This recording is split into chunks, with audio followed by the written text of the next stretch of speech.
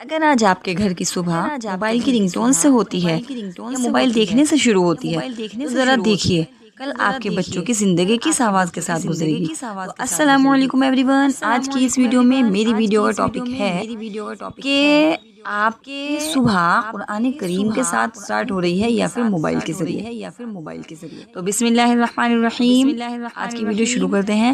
کبھی کبھی ہمارے گھروں کی صبح ایسی ہوا کرتی تھی پہلے ہمیشہ کہ بالکل الگ ہوا کرتی تھی۔ فجر کے بعد قرآن کریم کی تلاوت کی آوازیں گونجتی تھی، مصلے بچھے ہوتے تھے، تسبیح ماں کے ہاتھوں میں ہوتی تھی اور والد کی تلاوت قرآن کی جو ہوتی تھی وہ بچوں کے کانوں میں رس گھولا کرتی تھی۔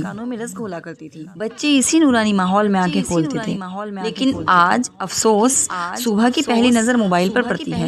ہر طرف جلد بازی اور بھاگ دوڑ کا ماحول ہوتا ہے، دنیا کی فکر اور نوٹیفیکیشنز کی آوازیں ہوتی ہیں، گھر میں قرآن کی تلاوت نہیں ہوتی ہے اور موبائل کی رنگ ٹون زیادہ سنائی دیتی ہے۔ یاد رکھیے، بچے کی پہلی درسگاہ صرف ماں کی گود نہیں ہوتی بلکہ اس کے گھر کا ماحول ہوتا ہے۔ بچہ وہی سیکھتا ہے جو روز دیکھتا ہے اور سنتا ہے۔ تو اگر گھر میں نماز کی پابندی ہوگی، قرآن کی تلاوت ہوگی، ذکر ہوگا اور اچھی باتیں ہوں گی تو بچوں کے دل بھی انہی چیزوں کی طرف میلان رکھیں گے۔ اور اگر گھر کا ماحول صرف موبائل، ٹی وی اور دنیا کی بھاگ دوڑ سے بھرا ہوا ہوگا تو ان کی سوچ بھی ویسے ہی بن جائے گی۔ اس لیے آئیے آج ہی اپنے گھر کی صبح بدلتے ہیں۔ فجر کے بعد کچھ دیر قرآن کی تلاوت ضرور کریں، اپنے بچوں کو اللہ کا کلام سنائیں، گھر کا ماحول نور سے بھر دیجیے۔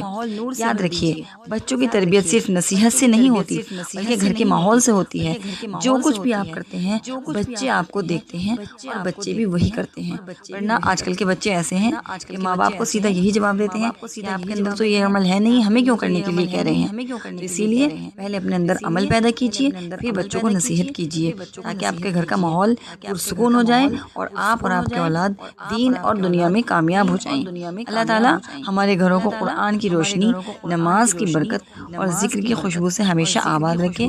آمین ثم آمین۔ ملتے ہیں نیکسٹ ویڈیو میں، تب تک کے لیے اللہ حافظ۔